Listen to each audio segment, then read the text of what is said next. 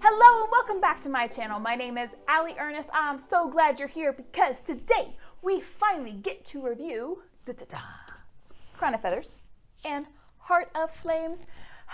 The third book isn't out yet. I think it comes out in July. I keep meaning to look that up and I keep forgetting to look that up. Either way, I follow the author on Instagram, so I'm assuming she'll put on an Instagram when the pre-orders come out, because you better believe I'm pre-ordering Wings of Shadow, I think is what it's called. Yeah, anyway, I only review books I love and would recommend, so spoiler alert, I'm going to recommend this. So this review is going to be broken up into two different parts. It's going to have my general thoughts and kind of my more objective thoughts and stuff like that. And then at the end, it'll have the spoilery review-ish section, aka I'm just going to honestly talk about spoilers and things I really enjoyed about the book. And I've marked them with pink post-its, so there's that. So this book, I'm just going to give the one sentence blurb kind of for the main book or the first book in the series, Crown of Feathers, just in case you are interested in it. After the betrayal of her sister, Veronica sets out to join the fabled Phoenix Riders. However, in order to join the ranks, she has to disguise herself as a boy. And then when her sister shows back up again, things take a turn for the worse. So to start out, I'm going to go ahead and give my overall score of this book, which is a 92%. What I do is I take the average and I do the percentage and all that fun stuff. So you get it, you got it. Either way, really, really, really good book. I loved it. So let's go into each of the categories one by one. And the first two have little mini categories. So I give an individual score for each of those mini categories, and then I take the average of them and so on and so forth. So the first category is characterization. This is somewhere where I feel like Preto really shines.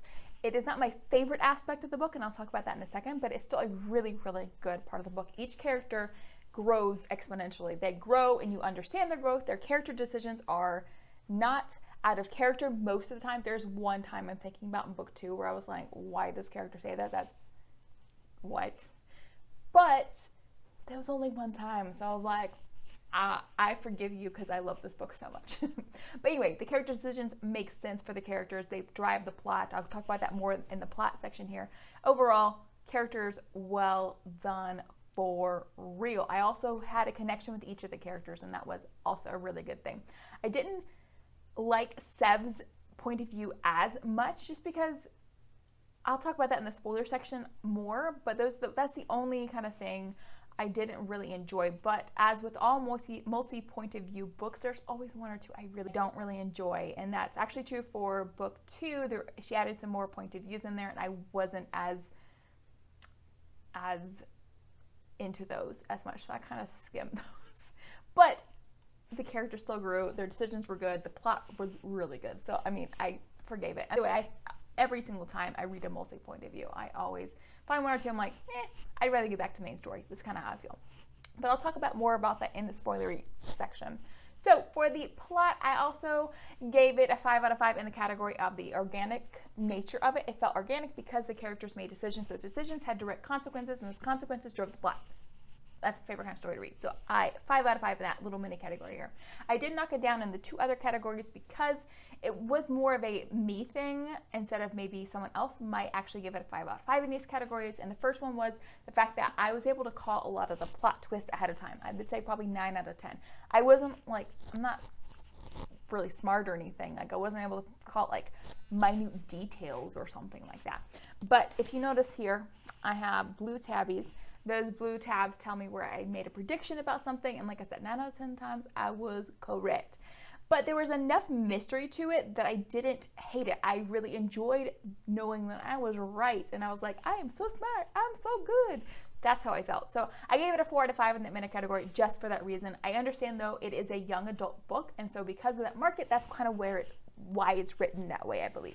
Same thing with Brandon Sanderson. I don't mean keep making a comparison here, but as a comparison there, his young adult books, I have only read the Skyward and Starsight, granted, but I was able to call almost all the plot twists in that one as well. And I think it's because it's written for the young adult audience. No big deal.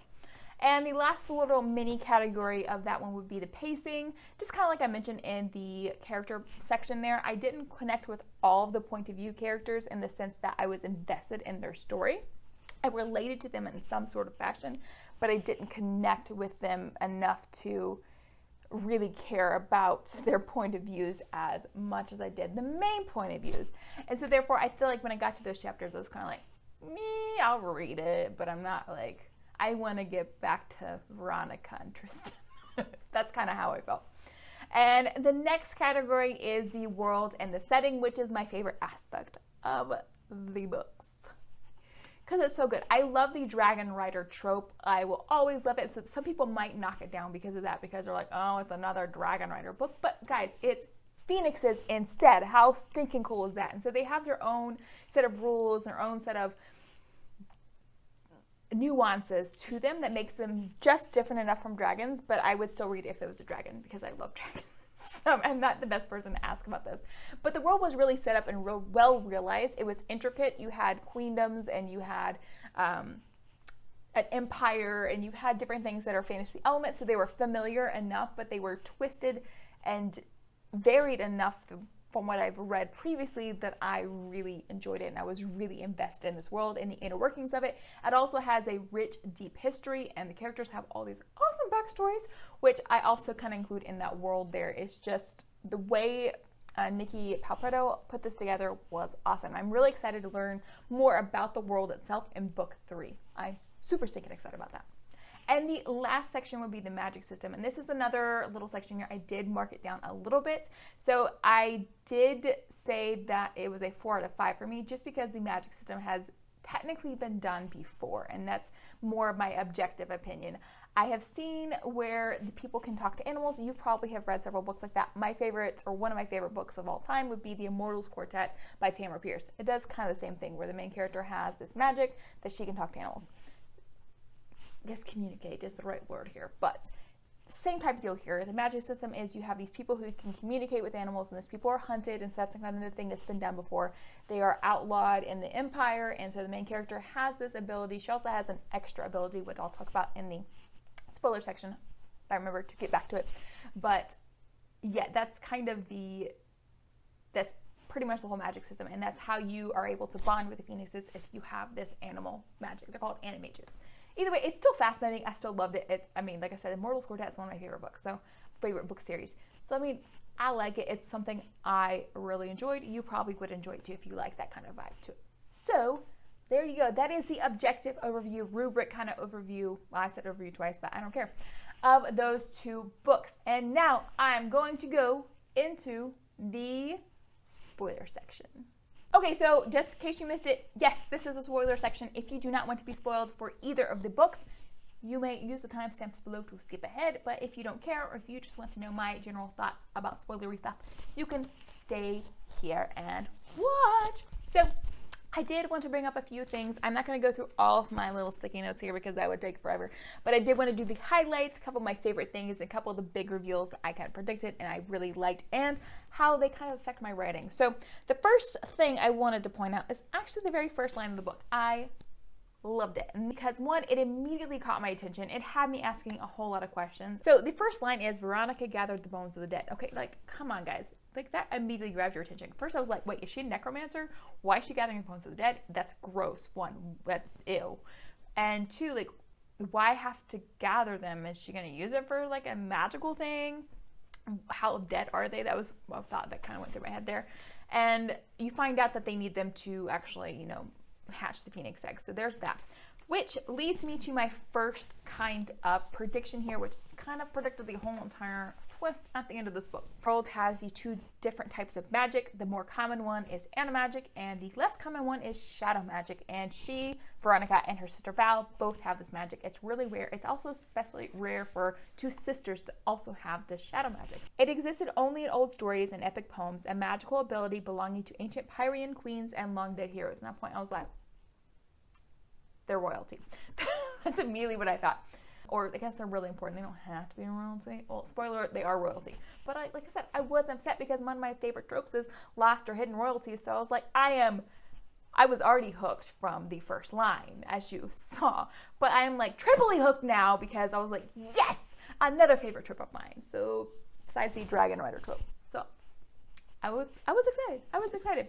Val kills Zafira, the phoenix, because she thinks that Veronica needs to be stronger, and so she just kills her phoenix, and there's that. I was really upset by that part. Actually, I was like, she even named the phoenix. You can't just kill some pet she is named. You can't do that. I was really mad. I was like, okay, well, she's gonna find another one. I know that. And then Zafira ends up coming back because they're reborn, because phoenixes, which is a huge theme in this, is the rebirth thing. And that is also part of a prediction I made. I will talk about in a second. But yeah, moving on. My other favorite quote, I wanted to talk about the two themes of this. One is hope and how you shouldn't give up hope, and the other one is found family. I also want to give about that one. So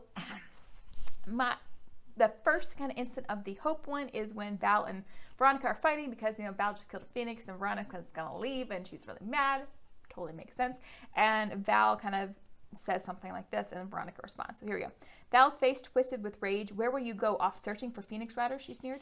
They're gone, Veronica, and not even your foolish hope can change that. Nothing about hope is foolish, Veronica said, turning her back on her sister once more.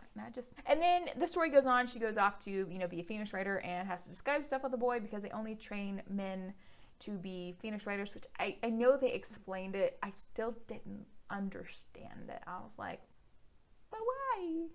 But why? So there's that. But I like how Tristan and Veronica are thrown together, and Tristan's a total punk.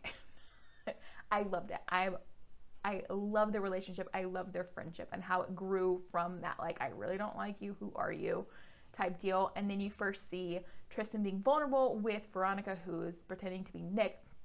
And Tristan actually admits to Veronica that he's scared of fire and he's a phoenix rider, which, phoenixes burst into flames, so there's that problem there. And so, like, they're able to start trusting each other, and so I really liked that here in this, and it also sets up with the other theme of found family. And last but not least, with this particular book here, Crown of Feathers, is the fact that there's this line at the very end after Veronica rejoins Tristan, and they're just holding hands, and they're just living through all this stuff that the battle they just gone through. And the line here is, some families you were born into, others you made along the way. And I just adored that line. And that was a really good way to kind of end the book. It wasn't the last line, but it was toward the end. So you have that bit of hope, and you go into book 2, which I didn't enjoy as much. I flew through Crown of Feathers. I loved it. I still loved Heart of Flames, but there are a couple instances you kind of see here. Ooh, you can't really see it. There's orange, where I was like, okay, that's a little bit out of character. I didn't really like this as much. Like, Cassian's plan with the poison darts. I'm like, could you not come up with something better? I feel like poison darts aren't going to work. But that's just me. Anyway, so in order to kind of amp up the theme of found family from book 1 into book 2, I think Preto took us a little bit further, and I was all here for it, and I'll explain why in a second. But on page 99, you have Tristan and Veronica having a conversation, and so here you go. Tristan put the lantern on the edge of the hearthstones, then came to stand in front of her. He put his large hands on her shoulders, turning her slightly to face him. Home isn't a building, he said as soon as their eyes met. Home is, he cast about as if searching for words. It's like a bond. It's a place you feel safe. It's the people you make who make it that way. And that one is really personal for me. Not to get like too far into my personal life, but like that's something I've really, really, really struggled with. And so the fact that I'm hearing this in a book, and like I was already like connecting with these characters, but like that just made me care about them all the more, for sure.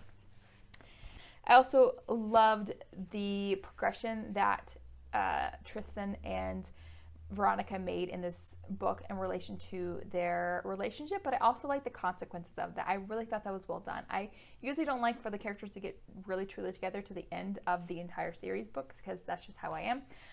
But I didn't mind it here because you had the consequences of that play out in the story, and play out with Tristan's arc in particular, how he puts Veronica above everybody else and how that looks bad and makes him a bad leader, and that's kind of what he's struggling with, and I loved it.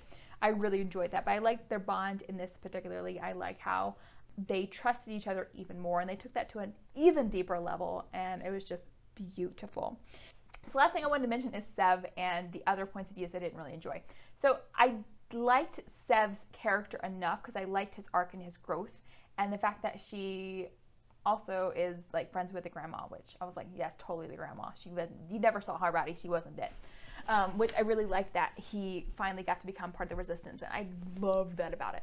But I wasn't invested in his voice as much, I think, because I really liked Tristan and Veronica's voices and their points of views a lot better. And that kind of goes into the book too. I didn't like Almokyra's points of views. I did not like Elliot's points of views because I really wanted to get back to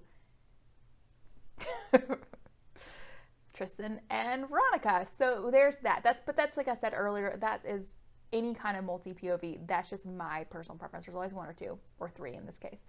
But I still read them. I still like them. I did like Elliot's arc. I like that he was able to redeem himself in some sort of fashion. They found his sister. That was beautiful. I did enjoy that.